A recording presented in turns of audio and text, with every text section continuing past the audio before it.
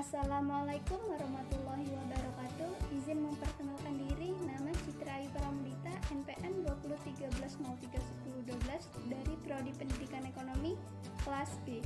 Saya di sini ingin menyampaikan materi tentang tata paragraf. Paragraf, apa itu paragraf? Paragraf adalah satuan terkecil dalam karangan yang mengandung ide pokok. Fungsi paragraf yaitu penampung fragmen pikiran atau ide pokok, alat untuk memudahkan pengarang menyampaikan ide pikirannya, alat bagi pengarang untuk menyampaikan secara sistematis, pedoman pembaca mengikuti dan memahami alur pikiran pengarang, alat penyampaian ide pokok pengarang kepada pembaca, penanda bahwa pikiran baru telah dimulai sebagai penghantar, transisi, dan penutup. Jenis-jenis paragraf, yaitu 1. Jenis paragraf berdasarkan kalimat topik. Yang A. Paragraf deduktif. Paragraf deduktif adalah paragraf yang berisi kalimat topik pada awal paragraf. Contohnya yaitu olahraga membuat badan kita sehat dan tidak mudah terserang penyakit. Fisik orang yang sering berolahraga dan jarang yang berolahraga jelas berbeda. Contohnya, jika kita sering berolahraga, fisik kita tidak mudah lelah. Sedangkan orang yang jarang berolahraga, fisiknya akan lemah dan tidak mudah lelah. Yang kedua yaitu paragraf induktif. Paragraf induktif adalah paragraf yang berisi kalimat topik pada akhir paragraf. Contohnya yaitu saat ujian semester berakhir, nilai siswa dievaluasi. Ternyata ada sebagian siswa yang melebihi standar kelulusan, yaitu yakni sebanyak 13 siswa. Sedangkan 9 siswa mendapatkan nilai di atas rata-rata. Dengan begitu, sistem pada sekolah tersebut adalah berhasil. Yang C yaitu paragraf deduktif induktif, yaitu paragraf yang mengandung kalimat topik pada awal dan akhir paragraf. Contohnya yaitu jeruk nipis mengandung banyak manfaat. Selain kerap digunakan untuk obat tradisional, di sisi lain jeruk nipis kerap dijadikan andalan para ibu rumah tangga sebagai bumbu masakan. Ternyata banyak sekali manfaat jeruk nipis untuk manusia. Yang kedua yaitu jenis paragraf berdasarkan sifat isinya. Yang A yaitu paragraf persuasif. Paragraf persuasif adalah paragraf yang mengajak para pembaca.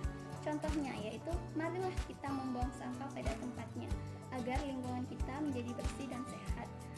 Oleh karena itu penting kesadaran diri masing-masing akan pentingnya membuang sampah pada tempatnya. Yang B yaitu paragraf argumentasi. Paragraf argumentasi adalah paragraf yang berisi kalimat-kalimat pendapat dalam penulis. Contohnya yaitu mujur merupakan kegiatan rutin yang dilakukan oleh HMTK.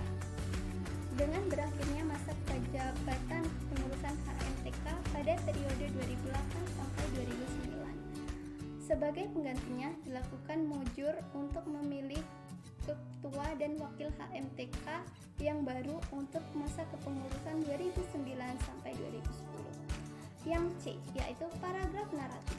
Paragraf naratif adalah paragraf yang menggambarkan suatu peristiwa dalam bentuk cerita.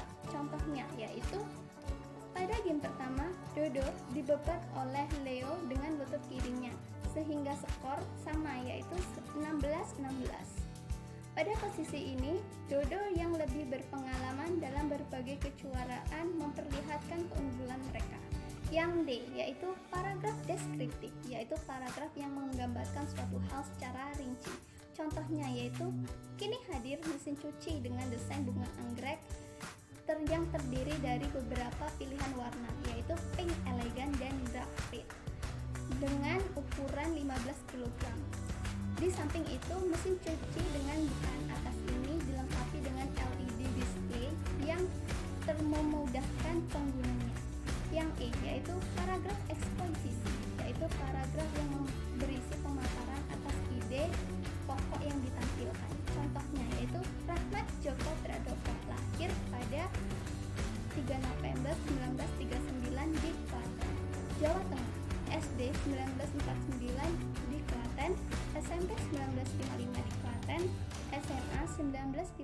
Pendidikan di Yogyakarta, masuk jurusan Sastra Indonesia di Universitas Gadjah Mada.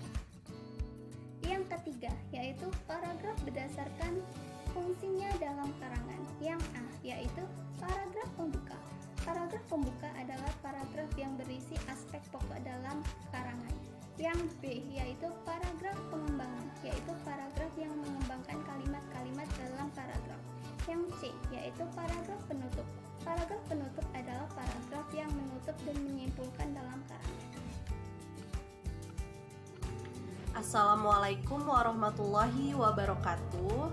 Halo teman-teman semua, izin memperkenalkan diri. Nama saya Zahratun Nisa Salsabila, NPM 2013031004 dari Program Studi Pendidikan Ekonomi Universitas Lampung. Di sini saya akan mencoba menjelaskan mengenai penulisan kutipan. Sebelum lebih jauh membahas tentang tata cara penulisan kutipan, kita harus mengetahui terlebih dahulu apa itu kutipan. Kutipan merupakan pengulangan suatu ekspresi sebagai bagian dari yang lain, terutama ketika ekspresi tersebut terkenal. Dengan kata lain, kutipan merupakan pemakaian kalimat milik orang lain, terutama kalimat-kalimat milik orang yang terkenal, namun dengan tata cara dan syarat tertentu. Dalam penulisan kutipan terdapat dua jenis cara. Yang pertama yaitu penulisan kutipan secara langsung.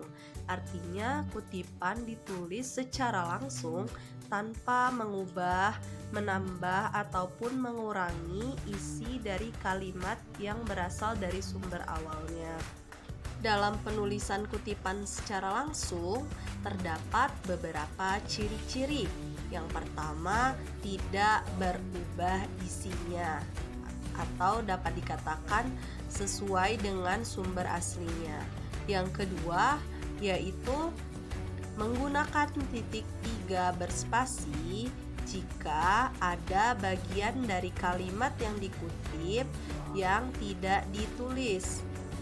Yang ketiga, yaitu menggunakan tanda kurung untuk memperbaiki penulisan kata yang salah yang terdapat dalam sumber aslinya. Contohnya, titik-titik kalimat tersebut memiliki makan yang ambigu. Maka kalimat ini tidak sesuai karena seharusnya kalimat ini memiliki makna yang ambigu.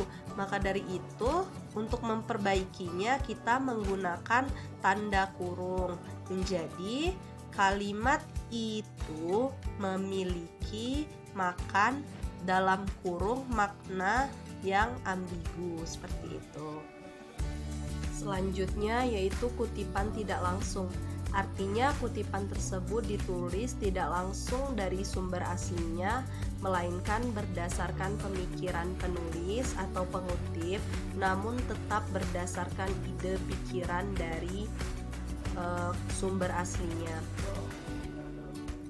Dengan demikian dapat kita simpulkan bahwa kutipan tidak langsung memiliki 4 ciri-ciri. Yang pertama yaitu mengalami perubahan pada teks yang dikutip.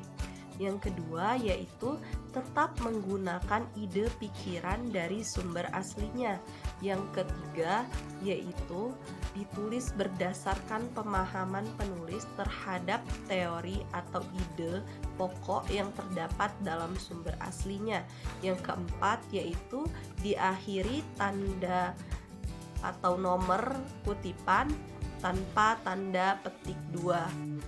Demikianlah penjelasan mengenai penulisan kutipan baik secara langsung maupun tidak langsung. Semoga bermanfaat. Terima kasih. Wassalamualaikum warahmatullahi wabarakatuh.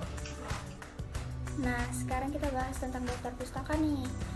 Kalian pasti sudah tidak asing kan dengan daftar pustaka. Jadi, daftar pustaka itu ialah suatu daftar yang berisi sumber-sumber rujukan yang digunakan sebagai acuan dalam penulisan karya ilmiah. Mengapa sih daftar pustaka itu perlu dalam suatu karya ilmiah? Karena yang pertama, untuk menunjukkan bahwa informasi dari karya ilmiah tersebut bukan hasil dari pemikiran pribadi. Yang kedua, untuk memberikan sumber informasi yang ditulisnya agar pembaca dapat menelusuri materi tersebut dengan lengkap. Dan yang ketiga, menghargai penulis sumber informasi. Pada dasarnya, daftar pustaka memiliki unsur yang harus ditulis secara berturut-turut dan dipisahkan dengan titik dan jarak 1 spasi. Urutan dalam penulisan daftar pustaka yaitu nama pengarang, tahun terbit, judul, kota, nama penerbit, dan jika disingkat menjadi Natajukopen. Ada beberapa rumus dalam penulisan daftar pustaka, yakni yang pertama, format penulisan nama, yakni nama akhir, koma, nama awal, dan nama tengah tanpa gelar akademik. Contohnya, nih, yang pertama, jika hanya satu suku kata, misalnya namanya Susanti, hanya satu suku kata, langsung saja ditulis menjadi Susanti titik. Nah, jika terdiri dari 2 suku kata, ditulis suku kata akhir, koma, suku kata awal, misalnya namanya Della Sepdiana, ditulis menjadi Sepdiana, koma, Della titik. Dan yang ketiga, jika terdiri dari lebih dari 2 suku kata, ditulis.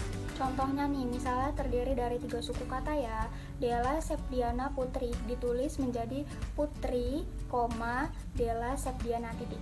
Nah, kalau 4 kata, misalnya Rahmat Joko Aji Pradopo, ditulis menjadi Pradopo, koma, Rahmat Joko Aji. Lalu muncul beberapa pertanyaan, kalau penulisan lebih dari 1 gimana tuh? Nah, ada beberapa cara. Yang pertama, jika penulisan terdiri dari 2 sampai 3 orang, penulis pertamanya saja yang namanya dibalik, tetapi penulis kedua dan ketiga tidak usah. Misalnya contohnya ada 2 orang penulis, Hadi Setiadi dan Jahratu Nisa, ditulisnya menjadi Setiadi, Hadi dan Jahratu Nisa, tetap saja. Lalu cara yang kedua, jika penulisan lebih dari 3, maka nama penulisnya tetap dibalik, kemudian ditambah singkatan DKK atau @all. Contohnya ada 4 penulis nih, Hadi Setiadi, Jahratu Nisa, Citra Ayu, dan Della Sepdiana. Ditulisnya menjadi Setiadi, Hadi, DKK atau Setiadi, Hadi @all. Nah, sekarang lanjut ke format penulisan yang kedua, yakni untuk penulisan judul buku. Judul buku itu ditulis setelah tahun terbit dengan cetak miring atau diberi garis bawah. Lalu yang ketiga, untuk penulisan kota penerbit dan nama penerbit. Kota penerbit itu ditulis setelah judul dan diakhiri dengan titik 2, lalu dilanjutkan dengan nama penerbit dan diakhiri dengan titik. Contohnya Jakarta, titik 2, PT, ECP, tulis Indo. Nah, kita menuju ke contoh ya dari beberapa cara penulisan daftar pustaka menurut sumbernya. Yang pertama itu sumber dari buku, ditulis dengan format nama penulis, titik, tahun terbit, titik, judul buku, titik, kota penerbit, titik 2, penerbit. Contohnya nih, ada data buku, judulnya Family Medical Care volume 4, penulisnya Dr. Jontor, penerbitnya Indonesian Publishing House, kota penerbitnya itu Bandung, tahun terbitnya 2001. Nah, ditulisnya itu menjadi Tor, John, dibalik ya ingat, titik 2001, titik Family Medical Care volume 4, titik Bandung, titik 2, Indonesian Publishing House. Lalu dari sumber yang kedua, sumber dari jurnal. Ditulisnya dengan format nama pengarang, titik, tahun, titik, judul tulisan, titik, nama jurnal, titik, volume dengan nomor, titik 2, halaman, titik.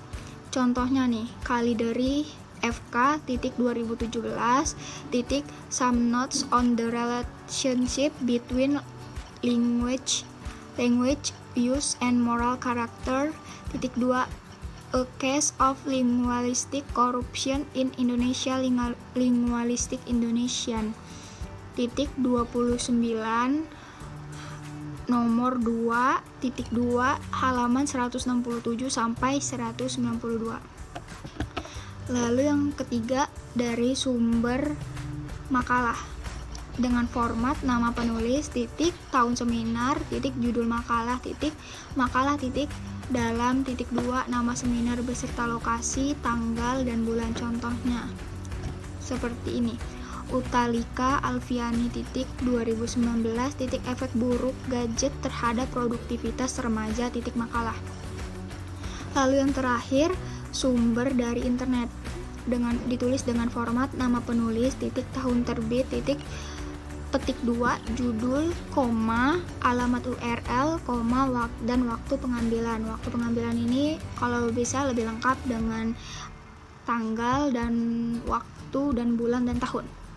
Contohnya nih, judul, judul, inikah dampak mematikan pemanasan global? Penulisnya Jeko Iqbal Reza. Tanggal tayangnya 29 Agustus 2019. Waktu aksesnya 10 Februari 2021 pukul 10.27.